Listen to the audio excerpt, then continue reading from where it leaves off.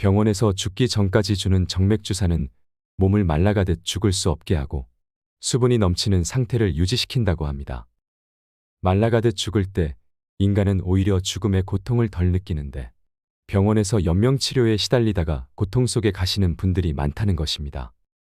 현대의학의 죽음 비즈니스에 속지 않기 위해서는 누구에게나 죽음을 배우는 시간이 필요합니다. 오늘의 주제는 병원에서 알려주지 않는 슬기롭게 죽는 법입니다. 이번 영상도 여러분들이 꼭 알고 계셔야 할 내용들로 준비했으니 도움 되셨으면 좋겠습니다. 주위의 소중한 분들께도 공유해 주세요. 우리의 자식이, 우리의 부모님이, 우리의 주변의 이들이 알고 있어야 하는 일입니다. 요즘에는 대부분의 사람들이 병원에서 죽음을 맞습니다. 중환자실에서 홀로 쓸쓸히 죽어가는 것이 과연 최선일까요? 환자가 집을 떠나 병원에 옮겨지는 순간 환자는 자동화된 컨베이어 벨트처럼 병원 시스템에 끌려갑니다. 병원에서는 사망 과정에 들어선 죽음도 무조건 치료의 대상이 될 뿐입니다. 입으로 음식을 삼키지 못하면 콧줄로 영양을 밀어넣고 숨을 못 쉬면 억지로 산소를 공급하지요. 수십 개의 줄을 연결해 내일 죽을 사람을 본인 뜻과는 무관하게 몇 달이고 연명시키는 일도 벌어집니다. 이 과정에서 탈인간화는 덤이고 돌봄도 덩달아 외주화됩니다. 요양병원과 요양원들도 하나의 사업이 되어버린 것이 현실입니다. 죽음의 외주화는 다시 죽음에 대한 준비의 부재로 이어집니다. 말기 암 환자들조차도 막상 임종을 맞으면 영정사진을 못 구하는 일이 허다하다고 하지요. 죽음이 치료해야 할 질병으로 둔갑한 요즘, 중환자실에서 삶을 마쳐야 할 만큼 하고 제대로 보냈다는 인식을 가진 사람들도 많습니다. 의사도 병원도 주변인들도 정작 죽어가는 당사자의 고통은 고려하지 못하는 경우가 부지기수입니다. 자연은 싸워서 이겨야 하는 상대가 아닙니다. 우리 삶의 어떤 순간에도 죽음은 찾아온다는 것.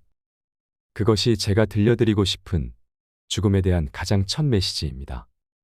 인간의 가치와 이윤을 쉽게 맞바꾸는 자본주의 사회에서 노화는 치료 가능한 병으로 둔갑하고 죽음이 병원에서 외주가 됩니다. 현대사회는 죽음을 병원 안에 가둠으로써 우리 일상으로부터 죽음을 단절시켜 버렸습니다. 죽음이 외주화되면 인식의 변화를 가져옵니다. 집에서 키우던 가축을 잡아먹던 시절에는 적어도 그 가축에게 미안하고 고마워했습니다. 하지만 도축장이 들어서며 동물의 죽음이 외주화되자 고기는 그저 마트에서 사는 상품이 되어버렸고 결국 공장식 축산이 표준화되었습니다. 우리는 더는 소와 닭과 돼지를 생명이 아닌 물건 취급하며 얼마나 싸고 맛있느냐로 평가합니다. 죽음이 생활에서 분리되어 외주화되자 죽음은 새로운 비즈니스로 재탄생하게 된 것입니다. 우리가 아는 연골주사는 퇴행성 관절염 환자의 손상된 연골을 치유한다고 잘못 알려져 있는데 기대할 수 있는 효과는 100% 진통 효과뿐이라고 합니다. 그리고 너무 자주 맞으면 관절 손상이나 인대 파열이 진행될 수 있기 때문에 다른 모든 치료와 마찬가지로 오용이나 남용은 금물입니다. 그런데 연골 주사를 놓으면서 이런 말을 해주는 의사가 몇이나 있을까요? 그리고 우리가 건강검진을 할 때 찍는 CT 촬영은 몸에 방사선 폭탄을 투여하는 것이나 마찬가지라고 합니다. 그런데 병원에서는 CT를 쉽게 권유하는 경향이 있습니다. 심지어 살아도 산 것이 아닌 상태로 오랜 시간을 버틸 수 있게 하는 현대의료는 죽음에 대한 정의마저 모호하게 만들고 있습니다. 죽음을 준비하지 않으면 죽음보다 더 나쁜 일들이 일어납니다. 바로 병원의 생사 결정권을 넘겨주고 생을 마무리하게 되는 것입니다. 삶을 정리할 시간도 없이 반복해서 병원 신세만 지다가 어느 날 갑자기 죽음을 맞이하고 싶은 사람은 없을 것입니다. 가족들의 얼굴도 알아보지 못하고 몸에 수십 개의 관을 삽입한 채 24시간 울리는 기계음을 들으며 죽어가고 싶은 사람도 없을 것입니다. 그러나 죽음을 외면하면 이런 일은 언제라도 일어날 수 있습니다. 많은 사람들이 맷자리를 보고 수의를 마련하는 것이 죽음을 준비하는 것이라고 착각하는 현실에서 병원의 죽음 비즈니스에 속지 않고 원하는 방식으로 생을 마무리하려면 어떤 준비가 되어 있어야 할까요? 병원은 잠들지 않습니다. 하얗게 불을 밝힌 병동의 밤은 어느 날은 평온하게, 어느 날은 전쟁터와 같이 치열하게 밝아옵니다.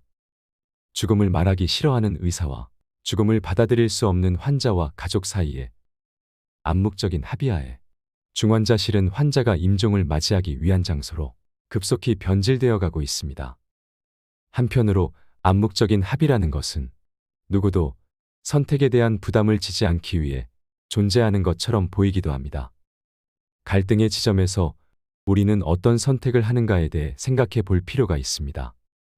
또 원 없이 큰 병원에서 해볼 것 다 해보고 라는 말은 환자가 만신창이가 되고 가족 또한 피폐해지는 경우가 많은데 왜 생전에는 관심도 없고 잘하지도 못했으면서 죽음에 이르러 이렇게 해야 되는 것일까요? 또 왜 꼭 큰 병원에서 임종을 맞이해야 하는 것일까요? 어차피 위험이 있는 상황이라면 환자나 보호자들은 똑같이 나쁜 결과라도 대형 병원에서 그 결과를 맞이했을 때 의심하지 않고 더 쉽게 승복하는 경향이 있다고 합니다. 의료가 사람이 하는 일이 아닌 첨단 기계와 설비에 달린 일이라는 생각이 팽배하기 때문입니다. 죽을 거란 걸 알면서 아무것도 하지 않은 것은 정말 죽이는 것과 같을까요? 실제로 어떤 환자의 가족은 심폐소생술을 하지 않는 것과 환자가 입원했을 때 중환자실에 입실시키지 않았다는 것을 귀책 사유로 담당인을 엄벌할 것을 주장했는데 법조인들은 법률적으로 유죄가 될 수 있다고 보았습니다. 그렇다면 이유를 막론하고 죽음에 직면하면 인공적으로 연명을 하게 해야 책임을 면한다는 뜻이 됩니다. 그렇지 않으면 범죄자가 되는 것이 우리나라의 뼈아픈 현실입니다. 이는 우리나라 임종 문화의 총체적인 혼란상에서 비롯되는 비극입니다. 그럼에도 불구하고 저는 좋은 의사란 최선을 다할 때와 이제 그만 놓아야 할 때를 분명히 할 줄 알고 가족을 설득할 수 있어야 한다고 믿습니다. 남아있는 벚꽃도 떨어지는 벚꽃도 결국엔 다 지는 벚꽃입니다. 왜 의사들은 죽음 앞에서 거짓말을 할까요? 인공호흡기를 달면 그래도 당장은 좀 편해지실 거야 하는 말은 거짓말입니다. 인공호흡기를 단 상태에서는 자발호흡을 어떤 형태로든 죽여놓지 않으면 제정신으로는 버티기가 힘들기 때문입니다.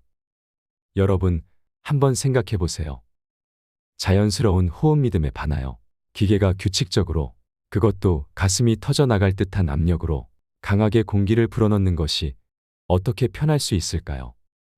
인공호흡기를 견뎌내기 위해서는 결국 자발적인 호흡 중추까지 마비되도록 진정제를 투여해서 환자를 깊은 무의식으로 떨어뜨리는 방법밖에는 없습니다.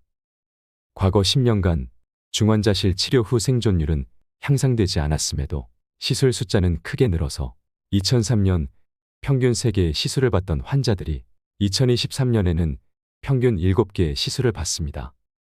특히 중환자실에 들어간 80대 어르신들의 생존율은 절반이 되질 않습니다. 중환자실에서 사망한 환자의 가족들의 공통적인 푸념은 사랑하는 우리 아버지, 우리 어머니가 주렁주렁 뭘 달고 동여맨 채 돌아가셨다는 말입니다. 이것이 현실입니다. 의료진의 과실이 아니더라도 중환자실은 항생제의 저항성이 높은 극강의 병원균이 우글거리는 곳입니다. 환자들은 침대 위에서 대소변을 보고 형편이 열악한 병원에서는 이에 대한 관리도 잘 되지 않습니다. 그리고 감염과 함께 또 하나 흔한 문제가 선망입니다. 인공호흡기를 단 환자의 60에서 80%가 선망을 경험하는데 쉽게 말해 정신줄을 놓는다고 이해하면 됩니다. 환자나 가족들에게 이것은 생지옥이나 마찬가지입니다. 좋은 죽음이란 무엇일까요? 죽음에 임했을 때도 존엄성과 사생활을 보호받을 수 있어야 합니다. 그리고 죽을 장소를 내가 선택할 수 있어야 합니다. 마지막으로 임종 시 함께할 사람을 선택할 수 있어야 합니다. 그렇게 언제 떠날지 예상하고 작별의 시간을 가지는 것입니다. 저는 생명 유지 장치를 쓸 것인지 사전에 결정하고 그 결정을 존중받아야 하며 무의미한 생명 연장을 하지 않는 것이 좋은 죽음이라고 생각합니다. 혹시 이런 생각해 보신 적 있으신가요? 내가 만약 말기암 선고를 받는다면 혹은 시한부 인생 선고를 받는다면 몸이 쇠할대로 쇠해져서 스스로 팔다리도 못 움직이고 밥도 누가 도와줘야 먹어야 하면 어떻게 하실 건가요? 아마도 주변에서 이런 소리를 하면 쓸데없는 소리를 한다며 면박을 받기 십상일 것입니다.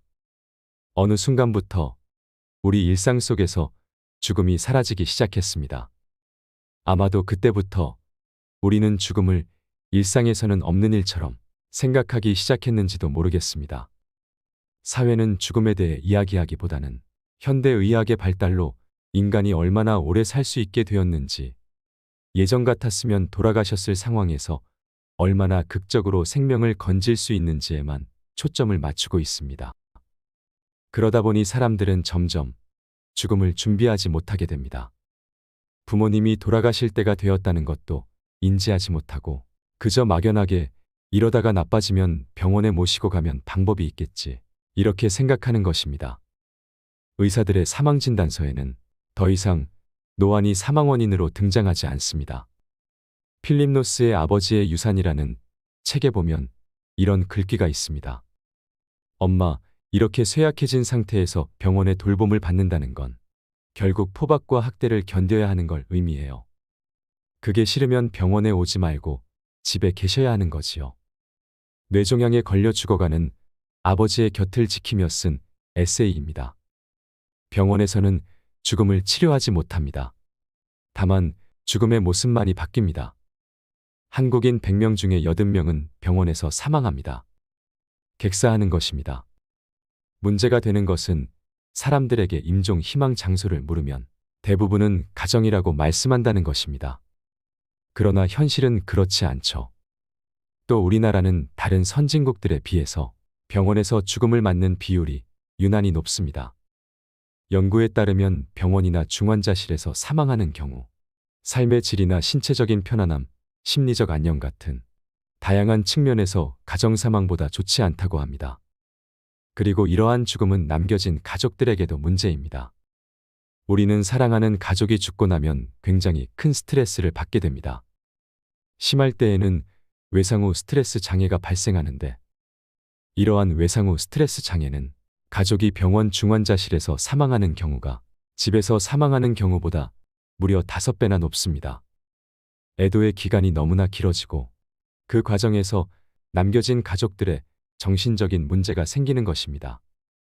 이렇게 여러 가지 지표들이 환자 본인에게나 남겨진 가족에게나 집에서의 사망이 더 낫다는 것을 보여주고 있는데, 왜 우리는 이렇게 죽게 되었을까요?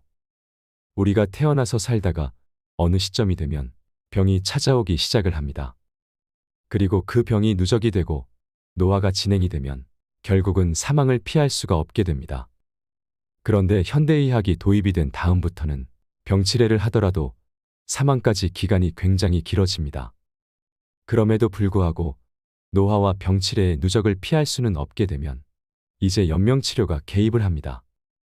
그렇게 굉장히 오랫동안 죽고 싶어도 죽지 못한 채 살아가게 되는 것입니다.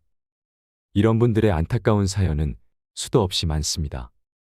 어떤 분은 수술 후 의식을 완전히 되찾지 못하신 채 7년을 요양병원에서 영양공급줄과 소변줄을 달고 계시다가 돌아가셨다고 하는데요.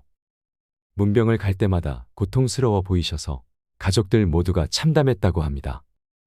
오히려 영면하셨을 때 그 얼굴이 더 편안해 보였다고 합니다. 또 어떤 분은 넘어지며 머리를 다치셔서 오랫동안 식물인간 상태로 중환자실에 계시다가 돌아가셨는데, 중환자실 병상 위에서 평생 쪽졌던 할머니의 긴 머리카락이 짧게 잘린 것을 본 손자는 아직도 그 장면이 마음 아픈 기억으로 남아있다고 합니다. 죽음이나 노화는 정말 의료적 처치로 되돌려야 하는 질병일까요? 먼저 현대의학에서 말하는 사망의 3단계가 있습니다. 첫 단계는 외출을 못하는 단계입니다. 즉, 누군가의 도움이 없으면 집 바깥을 안전하게 나갈 수 없는 단계가 옵니다. 이 상황을 사회적인 사망의 단계라고 봅니다. 두 번째 단계는 침상을 못 벗어나는 단계인데, 이것은 대소변이 해결이 안 되기 때문에 생물학적 사망이라고도 말합니다. 세 번째 단계는 밥을 못 먹는 단계입니다. 현대의학은 여기에 또 개입을 하고 물리적으로 영양을 공급하면서 삶을 늘립니다. 즉, 영양 주사를 놓는다든지 심하면 위에 구멍을 내서 이 관을 통해서 영양을 공급하지요. 노안으로 천명을 다해 죽는 것은 정말 이룰 수 없는 꿈이 되어버린 걸까요? 슬기롭게 죽음을 준비하는 3가지 방법을 말씀드리겠습니다. 첫 번째는 재산 정리입니다. 의외로 굉장히 많은 어르신들이 이것을 공부하지 않으십니다. 상속이나 세법이 복잡하기도 하고 재산도 많지 않은데 나 죽은 다음에 자식들이 알아서 하겠지 하는 것입니다. 그 결과로 유류분 소송이 계속 늘어나고 있는 것입니다. 미국인들은 굉장히 젊은 나이에 유언장을 쓴다고 합니다. 아주 적은 금액이라도 내 재산이라고 할 것이 생겼을 때, 그리고 내가 죽었을 때 내 뒤에 남겨진 사람이 있을 때면 미리 써두는 것입니다. 어떤 유언을 남길지 생각해 보시고 직접 써서 미리 간직해 두시는 것도 굉장히 중요한 부분이라고 생각합니다. 그렇게 내 삶을 돌이켜보는 시간을 가지시길 바랍니다. 두 번째는 사전연명 의료의향서 작성이 끝이 아니라는 것을 아는 것입니다. 사전연명 의료의향서는 최소한입니다.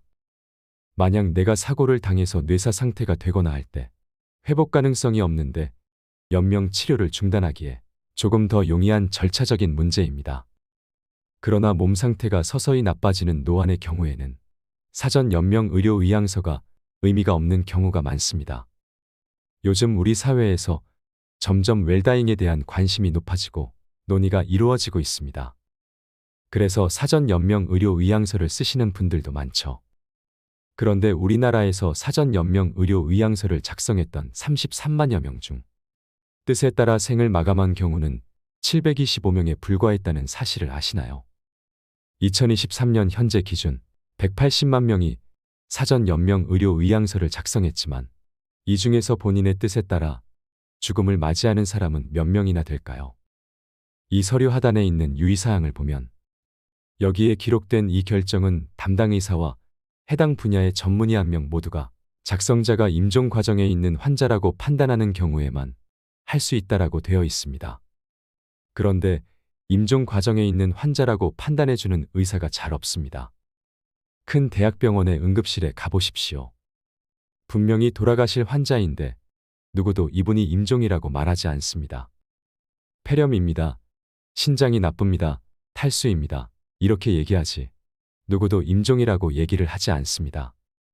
왜냐하면 바로 그 순간에 있는 문제들만 해결하면 된다고 생각하는 의사들이 많기 때문입니다. 그래서 누구도 이제 그만 이라고 말하는 사람이 없습니다. 의사는 병원에 온 환자의 생명을 살릴 의무가 있기에 모든 수단을 동원합니다. 폐가 기능을 상실하면 인공호흡기를 부착하고 심장이 기능을 못하면 에크모를 연결합니다. 그리고 임종을 앞둔 환자는 중환자실에서 신체의 기능을 확인하고 대신하는 온갖 줄을 주렁주렁 매달고 누워 있습니다. 그리고 시간이 지나면서 신체의 기능은 서서히 저하되고 그렇게 죽음에 이르게 됩니다. 일단 인공호흡기나 에크모를 연결하면 보호자의 요구에도 뗄 수 없다고 하니 남아있는 가족들의 경제적인 부담도 증가하고 임종을 앞둔 환자도 작별 인사도 못하고 의식도 없이 죽어가는 일이 지금 이 순간에도 계속 이루어지고 있습니다. 가장 평화로운 임종은 불안함에서 벗어날 것, 혼자서 임종하지 않을 것, 아이들과 함께 있을 것이라는 3가지 조건이 충족되는 것이라고 합니다. 이 3가지는 모두 병원, 특히 중환자실 임종에서는 지켜지기 어려운 조건입니다. 양심의사들은 입을 모아 얘기합니다. 임종 전 마지막 2, 3개월을 가족들과 생을 마무리하는 시간으로 보내기보다 중환자실에서 보내는 관행이 그 가족들을 불행하게 만들고 있다고 말이죠. 환자의 손가락 2마디가 썩어 들어가고 있는데도 주치의는 승합제를 올리고 심폐소생술을 하여 몇 시간의 생명을 연장하는 것이 지금 현대의료 시스템의 현실입니다. 그래서 노안으로 정말 기력이 쇠해지고 이제 나도 죽음을 받아들여야 한다 생각하시면 병원 치료를 받지 않겠다는 걸 모두에게 분명히 밝히셔야 합니다. 서양에서는 요즘 영양 공급과 항암 치료, 심지어는 혈액 투석까지도 연명 치료의 범주에 속한다고 봅니다. 이것을 결정하고 책임을 지울 사람은 바로 자신밖에 없습니다. 누구도 이것을 대신해 결정해 줄 수가 없습니다. 3번째로 지금 이 순간 오늘을 소중히 여기십시오. 내가 내일 죽을 수도 있다고 생각하면 오늘 왜 이렇게 사람들하고 얼굴 붉혀가면서 다투고 별것 아닌 일에도 마음 상해하고 기분 나빠할 필요가 있을까라는 마음이 들지 않을까요? 세상의 모든 많은 고뇌들이 없어질 것 같습니다. 그리고 옆에 계신 분들에게 늙으면 빨리 죽어야지. 나 좀 죽게 해줘. 이런 말은 빈말로라도 하지 않으셨으면 좋겠습니다. 세상에 남겨진 이들에게 고통이 될 수 있습니다. 내가 언제 죽을지 아무도 모르고 죽을 때 죽는 것입니다.